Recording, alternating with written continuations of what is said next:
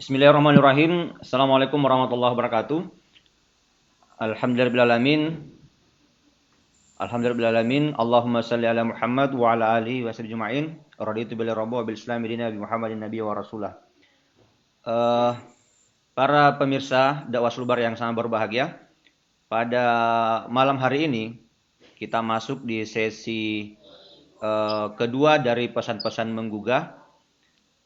Kemudian pada malam hari ini kita akan membawa tema tegar menghadapi cobaan. Dan tetap bersama dengan narasumber tetap kita, yaitu Ustadz Zulkarnain, SPDI, MSI. Oke, tentu di dalam kehidupan kita, ya, tentu banyak cobaan yang kita hadapi, termasuk para pengaman dakwah, akan banyak tantangan yang dihadapi. Baik itu cobaan dari depan, belakang, samping kiri, samping kanan, atas dan bawah, pasti tentu menghimpit tatkala kemudian kita tidak bisa tegar menghadapi cobaan semacam itu.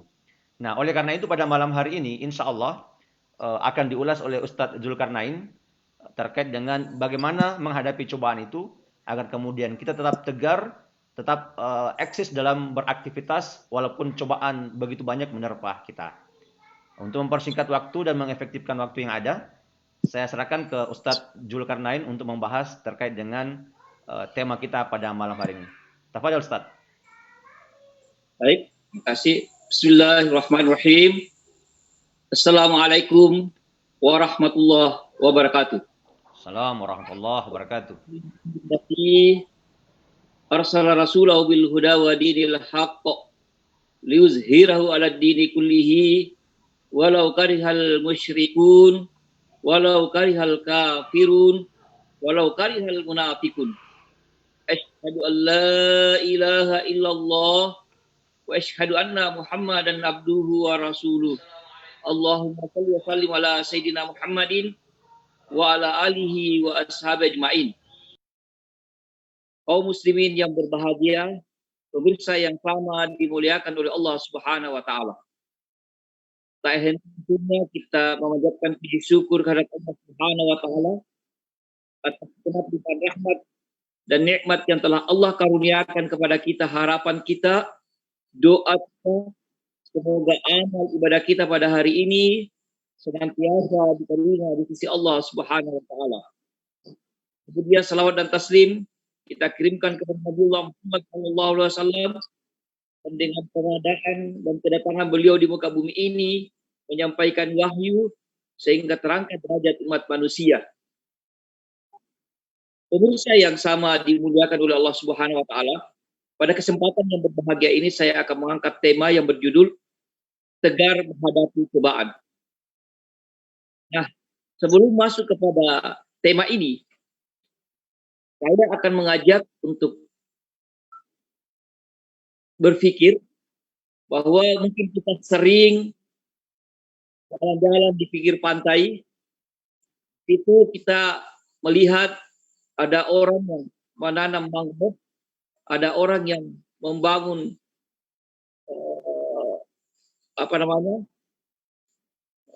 tembok, membangun tembok untuk menahan ombak yang atau tidak ada abrasi di sekitar pemukiman masyarakat. Nah, dalam kehidupan dakwah kita, dalam kehidupan kala kita menapaki dakwah atau terjun di dalam kehidupan dakwah, maka ombak yang datang silih berganti, ombak yang bertubi-tubi datang siang dan malam, itu diibaratkan adalah sebuah cobaan atau ujian ataupun tantangan dan rintangan yang silih datang berganti di dalam kehidupan dakwah kita. Adapun mangrove dan tanggul yang dibangun untuk menahan abrasi itu adalah kekuatan kesabaran dan juga kekuatan ilmu agar kita sabar menghadapi berbagai rintangan, tantangan dan cobaan yang datang silih berganti. Nah, kembali kepada kehidupan dakwah atau kita tatkala kita masuk ke dalam perjuangan dakwah, tentunya tidak akan pernah sepi dari berbagai cobaan, ujian, dan tantangan. Nah, agar kita tegar menghadapi berbagai cobaan, ujian, dan tantangan dalam menapaki kehidupan dakwah, maka sekali lagi ada dua kekuatan yang harus kita tanamkan di dalam hati kita. Yang pertama adalah kekuatan kesabaran, yang kedua adalah kekuatan iman. Yang pertama, yang ingin saya mau bahas di dalam kitab Ar-Rahiqul Makhtum, Surah An-Nabawiyah, ala sahibiha Abdul Salati Wassalam, karangan Safiur Rahman Al-Mubarak Furi. Beliau menjelaskan bahwa ada 4 cara, ada 4 tantangan untuk menghentikan atau menghadang dakwah Rasulullah SAW. Jadi ini adalah sebuah ilmu agar kita tahu bahwa bagaimana tantangan, cobaan atau rintangan-rintangan yang sengaja dipasang oleh kaum kafir untuk menghadang laju dakwah. Yang pertama, tantangan ujian yang diberikan kepada dakwah, buktikan dakwah itu sendiri bukan adalah berupa ejekan, penghinaan, olok-olokan, dan penertawaan. Hal ini mereka orang-orang kafir itu lakukan untuk melecehkan orang-orang muslim dan untuk menggembosi kekuatan mental, jadi untuk peruntukan mental mereka. Itu cara yang pertama. Cara yang kedua yang dilakukan oleh orang-orang kafir untuk tantangan dakwah, untuk menghentikan laju dakwah, yaitu menjelek-jelekan ajaran Rasulullah, membangkitkan keraguan terhadap ajaran Islam, dan juga menyaksikan ajaran beliau dan juga kenabian beliau. Jadi itu adalah cara yang kedua, menjelek-jelekkan, membangkitkan keraguan, termasuk para dai, ustadz, pengemban dakwah akan menghadapi hal yang sama. Kemudian yang ketiga yang dilakukan oleh orang-orang kafir untuk menghentikan maju dakwah ataupun keberhasilan dakwah, yaitu melawan Al-Quran dengan dongeng-dongeng orang-orang dahulu dan menyibukkan manusia dengan dongeng-dongeng itu. Kemudian yang keempat, yaitu menyodorkan beberapa bentuk tawaran. Disodorkan harta, tahta, wanita. Kemudian yang terakhir disodorkan adalah asimilasi, perkawinan antara akidah Islam dengan akidah kekufuran. Jadi ditawarkan untuk disembah 1 hari, kemudian hari berikutnya adalah menyembah kekufuran. Ini adalah tawaran-tawaran yang sangat berbahaya bagi istiqomah kita dalam menghadapi kehidupan dakwah. Jadi itu ilmunya yang harus kita pahami, bahwa ada tantangan yang pernah dialami oleh Rasulullah dan para sahabat, dan tentunya itu pula yang akan dihadapi oleh para pengemban dakwah yang telah menapaki dakwah, yang hidup dalam kehidupan dakwah pada saat sekarang ini. Itu yang pertama. Kemudian yang kedua terkait dengan masalah kekuatan kesabaran. Antara perkara yang diajarkan di dalam Islam adalah sabar. Sabar menurut makna lugah, makna bahasa artinya tertahan, terhenti. Sebagaimana perkataan Jabir yang diriwayatkan oleh Imam Muslim, an Jabir qala naha Rasulullah sallallahu alaihi wasallam yuqtala syai'un minad dawab sabaran. Dari Jabir ia berkata, Rasulullah sallallahu alaihi wasallam melarang membunuh binatang dengan cara ditahan. Dalam hadis ini terdapat kata sabaran yang menjadi akar kata dari kata sabar. Adapun makna istilah sabar itu sendiri adalah menahan diri dalam melaksanakan sesuatu dan menjauhi.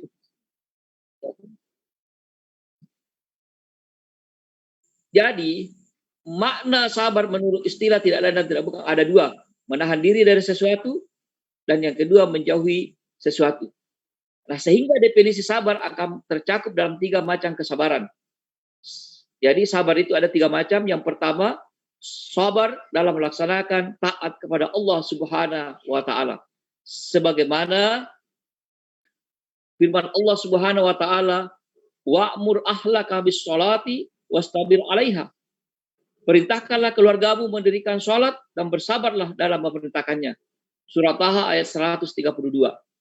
Dalam ayat ini disebutkan perintah sabar dalam melaksanakan taat, yaitu seorang kepala rumah tangga, seorang suami harus bersabar dalam memerintahkan istrinya untuk mengerjakan sholat. Memang seperti itulah tugas seorang suami, seorang kepala rumah tangga, yang harus bisa memimpin bahtera rumah tangganya dan memerintahkan keluarganya untuk melaksanakan kebaikan, yakni sholat.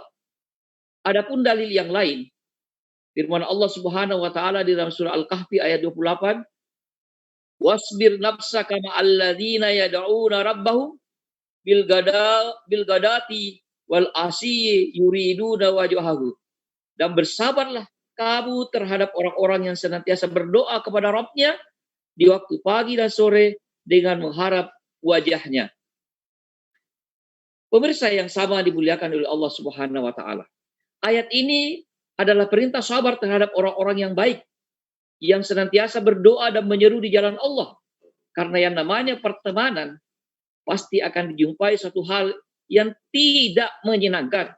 Oleh karena itu, Allah Subhanahu wa taala perintahkan bersabar jika menjumpai suatu hal yang tidak menyenangkan dari keluarga dan saudara-saudara kita. Itu sabar yang pertama. Sabar yang kedua adalah sabar menjauhi maksiat. Hal ini pernah menimpa Nabiullah Nabi Yusuf alaihissalam. Beliau diajak berzina oleh seorang istri, seorang Al-Aziz, di tempat yang sudah aman, lagi tertutup rapat, sehingga tidak mungkin ada orang yang tahu. Selain itu, Zulaiha, istri Al-Aziz, juga memiliki kekuasaan dan kekuatan terhadap Yusuf, karena dia adalah budaknya. Namun Nabi Yusuf alaihissalam mampu menghindari ajakan berzina dari seorang wanita yang cantik, kaya raya, dan berkuasa. Padahal dia sendiri adalah seorang pemuda yang masih belia, sehingga sangat mudah untuk tergoda melakukan zina. Akan tetapi, Nabi Yusuf alaihissalam memilih bersabar dalam menjauhi kemaksiatan, sehingga ia pun rela dipenjara. Sebagaimana Allah Subhanahu wa taala ceritakan di dalam Al-Qur'an, surah Yusuf ayat 33. A'udzubillahi minasyaitonir rajim. Bismillahirrahmanirrahim. Qala rabbi zidni ahabbu ilayya mimma yad'unani ilaihi wa illa tasrif anni kaidahunna asbu ilaihinna wa akum minal jahilin. Kemudian Yusuf berkata, wahai Rabbku, penjara lebih aku sukai daripada memenuhi ajakan mereka kepadaku.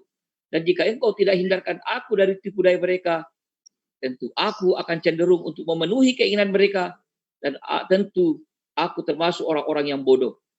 Jadi ini yang kedua. Yang ketiga adalah sabar dalam menerima takdir Allah Subhanahu wa taala. Sabar jenis yang ketiga adalah sabar menerima takdir yang Allah berikan kepada kita. Allah Subhanahu wa taala berfirman, "Wasbir li hukmi rabbika," maka bersabarlah kamu untuk melaksanakan ketetapan Rabbmu. Surah ayat 24. Takdir adalah sebuah ketetapan Allah.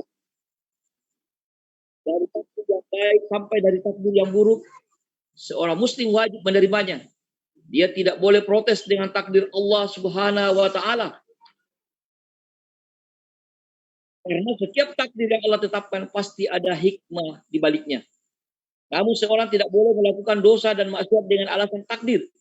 Takdir yang telah Allah tetapkan, wajib seorang muslim untuk rebah terhadap takdir itu. Akan tetapi, perbuatan buruk yang dilakukan, misalnya dosa dan maksiat, kita dilarang untuk rebah terhadap perbuatan itu. Patut dibedakan dua hal ini. Ketika seorang muslim tertimpa takdir yang buruk, semisal musibah sakit atau kematian, ingatlah bahwa para rasul memiliki cobaan yang jauh lebih berat dibandingkan dengan manusia biasa. Oleh karena itu, Allah perintahkan kita untuk meniru para rasul dalam hal bersabar. Sebagaimana firman Allah Subhanahu wa taala, "Wasbir kama sabara ulul azmi minar rusuli wa la tasta'jil lahum." Maka bersabarlah engkau wahai Muhammad sebagaimana kesabaran para rasul azmi, dan janganlah engkau meminta agar azab disegerakan untuk mereka. Demikianlah tiga macam kesabaran yang disebutkan dalam Al-Quran. Semuanya memiliki tingkatan keutamaan yang berbeda-beda tergantung masing-masing orang. Ada yang lebih utama bersabar dalam menjauhi maksiat, dikarenakan lebih sulit baginya dibandingkan untuk melakukan ketaatan. Ada pula orang yang lebih utama bersabar dalam takdir Allah, karena lebih sulit baginya dibandingkan untuk menjauhi maksiat. Oleh sebab itu saudaraku yang sama dimuliakan oleh Allah Subhanahu wa taala, pemirsa yang berbahagia. Kebahagiaan itu dicapai dengan 3 hal. Yang pertama, sabar saat diuji. Yang kedua, bersyukur saat mendapat nikmat. Yang ketiga, bertaubat saat berbuat maksiat atau dosa. Pemirsa yang sama dimuliakan oleh Allah Subhanahu wa taala. Dalam hal ini ada 10 nasihat Ibnul Qayyim Al-Jauziyah. Jadi Syekh Ibnul Qayyim Al-Jauziyah berpesan kepada kita, ada 10 pesannya agar kita tidak terjerumus dalam perbuatan maksiat. Yang pertama, kata beliau, hendaknya seorang hamba menyadari betapa buruk, betapa hina, betapa rendah perbuatan maksiat itu. Dan hendaknya dia memahami bahwa Allah mengharamkan maksiat serta melarangnya dalam rangka menjaga seorang hamba dari terjerumus dalam perkara-perkara yang keji, dari perkara-perkara yang rendah, sebagaimana penjagaan seorang ayah yang sangat sayang kepada anaknya demi menjaga anaknya agar tidak terkena sesuatu yang membahayakan. Itu yang pertama. Yang kedua, merasa malu kepada Allah. Karena sesungguhnya apabila seorang hamba menyadari pandangan Allah yang selalu mengawasi dirinya, bahwa Allah selalu melihat dirinya, selalu Allah bersama dia, dan menyadari betapa tinggi kedudukan Allah di matanya. Dan apabila dia menyadari bahwa perbuatannya dilihat dan didengar oleh Allah, tentu saja dia akan merasa malu apabila dia melakukan hal-hal yang tidak terpuji, hal-hal yang membuat Allah murka kepadanya. Rasa malu itu akan menyebabkan terbukanya mata hati yang akan membuat dia bisa melihat seolah-olah Anda sedang berhadapan dengan Allah Subhanahu wa taala. Ketiga, pesan Ibnu Qayyim Al-Jauziyah, senantiasa menjaga nikmat Allah yang dilimpahkan, yang diberikan kepadamu, dan mengingat-ingat perbuatan baik Allah kepadamu. Apabila engkau berlimpah nikmat, maka jagalah. Karena maksiat akan membuat nikmat itu akan hilang dan lenyap. Barang siapa yang tidak mau bersyukur dengan nikmat yang diberikan Allah kepadanya, maka dia akan disiksa dengan nikmat itu sendiri. Yang keempat, merasa takut kepada Allah dan khawatir tertimpa hukumannya. Yang kelima, hubbullah, mencintai Allah. Karena seorang kekasih Allah tentu akan mentaati sosok yang dikasihaninya. Sesungguhnya maksiat itu muncul diakibatkan oleh lemahnya rasa cinta kepada Allah Subhanahu wa taala. Yang keenam, menjaga kemuliaan dan kesucian diri serta memelihara kehormatan dan kebaikannya. Sebab perkara-perkara inilah yang akan bisa membuat dirinya merasa mulia dan rela meninggalkan berbagai perbuatan maksiat. Yang ketujuh, memiliki kekuatan ilmu tentang betapa buruknya dampak perbuatan maksiat serta jeleknya akibat yang ditimbulkannya, dan juga bahaya yang timbul sesudahnya, yaitu berupa muramnya wajahnya, kegelapan hatinya, sempitnya hatinya, dan gundah gulana yang menyelimuti dirinya. Karena dosa-dosa itu akan membuat hati menjadi mati. Yang kedelapan, memupus buayan angan-angan yang tidak berguna. Dan hendaknya setiap insan menyadari bahwa dia tidak akan tinggal selamanya di muka bumi ini. Semestinya dia sadar bahwa dirinya hanyalah sebagaimana tamu yang singgah di muka bumi ini. Dia akan segera berpindah dari satu tempat ke tempat yang lain. Sehingga tidak ada sesuatu pun yang akan mendorong dirinya untuk semakin menambah berat tanggungan dosanya. Karena dosa-dosa itu jelas akan membahayakan dirinya dan sama sekali tidak akan memberi manfaat buat dirinya. Yang kesembilan, hendaknya menjauhi sikap berlebihan dalam hal makan, minum, dan berpakaian. Karena sesungguhnya besarnya dorongan untuk berbuat maksiat hanyalah muncul dari akibat berlebihan dalam perkara-perkara makanan, minuman, dan pakaian. Dan di antara sebab terbesar yang menimbulkan bahaya bagi diri seorang hamba adalah waktu senggang dan lapang yang dia miliki. Karena jiwa manusia itu tidak akan pernah mau duduk diam tanpa kegiatan. Sehingga apabila dia tidak disibukkan dengan hal-hal yang bermanfaat, maka tentulah dia akan disibukkan dengan hal-hal yang berbahaya baginya. Yang ke-10, yang terakhir, pesan Ibnu Qayyim Al-Jauziyah adalah sebab yang merangkum 9 sebab-sebab di atasnya, itu kekokohan pohon keimanan yang tertanam kuat di dalam hati. Maka kesabaran hamba untuk menahan diri dari perbuatan dosa dan maksiat itu sangat tergantung dengan kekuatan imannya. Setiap kali imannya kokoh, maka kesabarannya pun akan kuat. Dan apabila imannya melemah, maka kesabarannya pun juga akan melemah. Dan barang siapa yang menyangka bahwa dia akan sanggup meninggalkan berbagai macam penyimpangan dan perbuatan maksiat tanpa dibekali keimanan yang kokoh, maka sungguh manusia itu adalah manusia yang paling keliru. Oleh sebab itu, saudaraku yang sama dimuliakan oleh Allah Subhanahu wa taala. Ketahuilah wa'lam anna sabra ma'as sabar. Ketahuilah sesungguhnya kemenangan itu beriringan dengan kesabaran, jalan keluar beriringan dengan kesukaran, dan sesudah kesulitan itu akan datang kemudahan. Rasulullah Sallallahu Alaihi Wasallam telah menggambarkan kepada umatnya bahwa kesabaran itu ibarat sebuah cahaya yang panas, dia memberikan terang di sekelilingnya, akan tetapi memang terasa panas yang menyengat di dalam dada. Oleh sebab itu, saudaraku, saya perlu ingatkan bahwa ada 3 rukun sabar yang perlu diketahui. 1, menahan diri dari sikap murka terhadap segala ketentuan Allah. Jadi kalau ada musibah atau cobaan yang menimpa kita, kembalikan kepada Allah, jangan marah dan jangan murka. Yang kedua, menahan lisan dari keluh kesah. Jangan sampai histeris, jangan sampai berkata-kata yang tidak pantas setelah menerima cobaan dari Allah. Yang ketiga, menahan anggota badan dari perbuatan yang dilarang seperti menampar wajah, merobek pakaian, memotong rambut dan sebagainya, atau berguling-guling setelah musibah dan cobaan itu datang. Oleh sebab itu, saudaraku yang sama dimuliakan oleh Allah Subhanahu wa taala. Ulama lain menggambarkan begini. As-sabru talatha. Bahwa kesabaran itu ada 3 macam. Wasabrun ala musibah, wasabrun ala taati, wasabrun ala ma'siyah. Jadi sabar itu ada 3. Yang pertama adalah sabar setelah mendapat musibah. Yang kedua adalah sabar untuk melakukan ketaatan. Yang ketiga adalah sabar untuk tidak berbuat maksiat. Faman sabara ala musibah, kataballahu lahu 300 darajah. Jadi, maka barang siapa yang bersabar ketika mendapat musibah, niscaya Allah akan menuliskan baginya 300 derajat, ma baina darajataini kama baina samai wal ard. Yang jaraknya antara 2 derajat adalah seperti antara jarak bumi dan langit, atau langit dan bumi. Kemudian, sabar yang kedua adalah sabar dalam ketaatan kepada Allah Subhanahu wa taala yang derajatnya itu adalah 600 derajat. Kemudian sabar yang ketiga adalah sabar untuk tidak berbuat maksiat. Derajatnya adalah 900 derajat. Oleh sebab itu, saudaraku yang sama dimuliakan oleh Allah Subhanahu wa taala, ternyata sabar pun mempunyai tingkatan yang telah diuraikan oleh para ulama kita.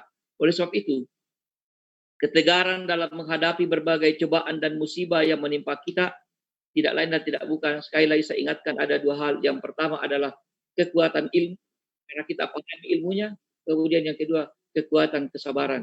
Oleh sebab itu, inilah yang bisa saya sampaikan pada kesempatan yang singkat ini. Mudah-mudahan bermanfaat dan berberkah buat kita semua. Saya kembalikan kepada host.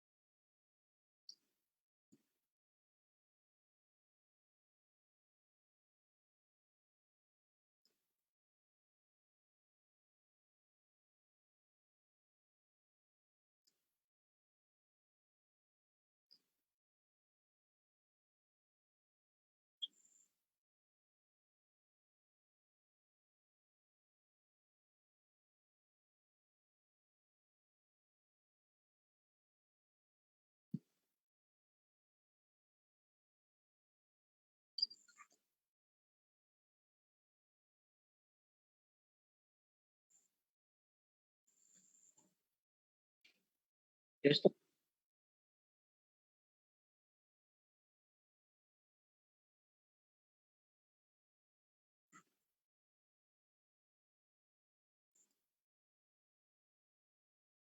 Ini kalau saya lihat masalah yang dihadapi masyarakat terkait dengan masalah COVID-19 ini multidimensi sebenarnya. Makanya Jafar Shadiq itu pernah berpesan kepada kita. Saya heran kepada manusia, kepada kaum muslimin, di mana tatkala diberikan berbagai ujian, cobaan, bertubi-tubi kepadanya, kemudian dia lupa. Yang pertama dia lupa tatkala dia diuji dengan makar, jadi tipu daya, direkayasa. Di situ dia lupa bahwa Al-Quran pernah berpesan wa makaru wa makarallah.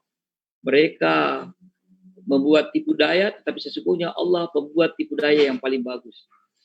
Maka kaum muslimin menurut Jafar Shadiq, heran saya kepada kaum muslimin kalau dibuat tipu daya, rekayasa. Sebagaimana kemarin kita lihat bahwa sumber COVID-19 ini kan dari Cina. Kenapa kita disuruh bertahan di rumah, kemudian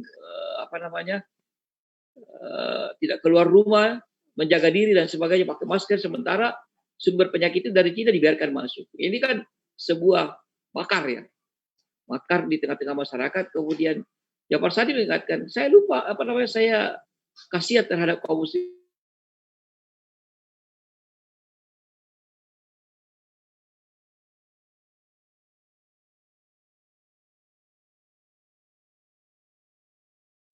Halo.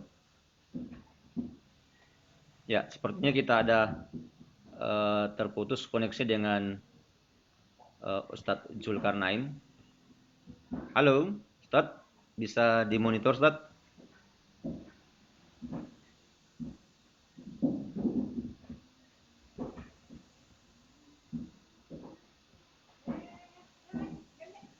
Dikepung di Madinah, jadi tidak ada satupun celah untuk bisa lolos, tidak ada celah untuk bisa meminta pertolongan. Kemudian datanglah orang-orang munafik menggembosi keimanan kaum muslimin, kemudian mengatakan, wahai orang-orang beriman, takutlah kepada pasukan Al-Ahzab, takutlah kepada pasukan sekutu. Kemudian mereka serempak mengatakan, hasbunallah wa ni'mal wakil. Cukuplah Allah menjadi penolongku dan Allah lah sebaik-baik penolong. Itu yang diucapkan oleh kaum muslimin pada saat ketakutan-ketakutan menimpa mereka. Jadi Jafar Shadiq heran bahwa kenapa ada orang yang diberikan ketakutan, kemudian dia lupa berdoa, hasbunallah wa ni'mal wakil. Kemudian juga yang ketiga yang heran membuat Jafar Shadiq itu apabila ada kaum muslimin tertimpa sedih yang luar biasa. Adakah yang mampu mengalahkan kesedihannya Nabi Yunus? Dia ditelang oleh ikan paus selama berbulan-bulan di dalam, tidak tahu tentu arah apakah hidup atau mati. Kemudian dalam kesedihannya itu dia berdoa kepada Allah Subhanahu wa taala, la ilaha illa anta subhanaka inni kuntu minadh dhalimin. La ilaha illa anta, tiada Tuhan kecuali Engkau. Subhanaka, maha suci Engkau. Inni kuntu minadh dhalimin, sesungguhnya aku ini menzalimi diriku sendiri. Itulah doa yang senantiasa dipanjatkan oleh Nabi Yunus. Kemudian Nabi Yunus diselamatkan oleh Allah, kemudian dimuntahkan dan terdampar di pinggir pantai. Jadi kalau ada yang mampu mengalahkan kesedihannya Nabi Yunus, itu luar biasa kesedihan itu. Tapi kalau tertimpa kesedihan, maka bacalah doa ini. Insya Allah Allah akan menolong kita. La ilaha illa anta subhanaka inni kuntu minadh dhalimin. Kemudian yang keempat, aku heran dengan kaum muslimin apabila tertimpa penyakit apa saja. Adakah yang mampu mengalahkan penyakitnya Nabi Ayub? Beliau hanya lidah dan hatinya yang tidak ada ulat. Kemudian dia senantiasa berdoa, inni masaniad durru wa anta arhamur rahimin. Telah menimpaku penyakit dan Engkaulah Maha Penyayang di antara penyayang. Jadi itu doanya itu. Inni masaniad durru wa anta arhamur rahimin. Jadi telah menimpa aku penyakit dan Engkaulah Maha Penyayang di antara yang Maha Penyayang. Jadi oleh sebab itu ini keheranan Jafar Shadiq. Jafar Shadiq ini cucunya Rasulullah.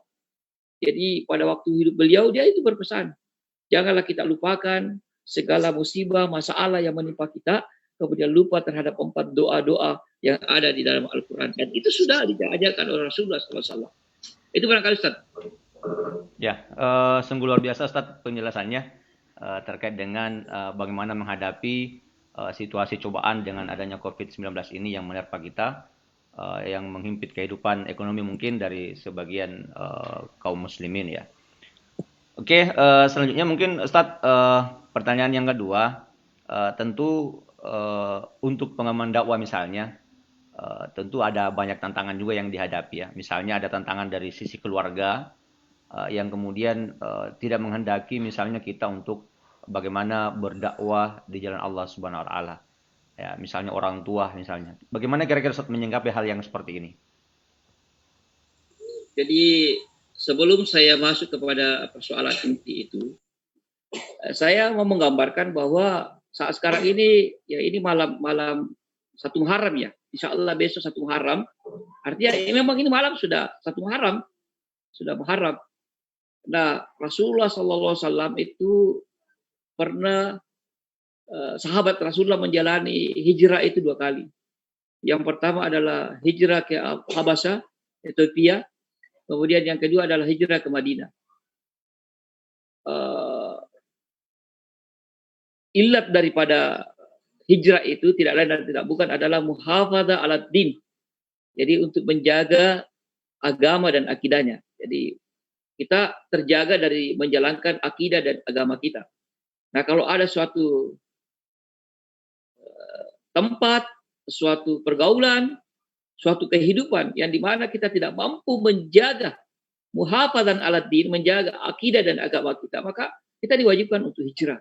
Karena setelah hijrah ke Madinah itu tidak ada lagi hijrah, tetapi akan ada hijrah-hijrah yang lain yang perlu kita lakukan manakala kita menghadapi ilat daripada kehidupan kita itu, yaitu kita terganggu dalam menjalankan akidah dan agama kita.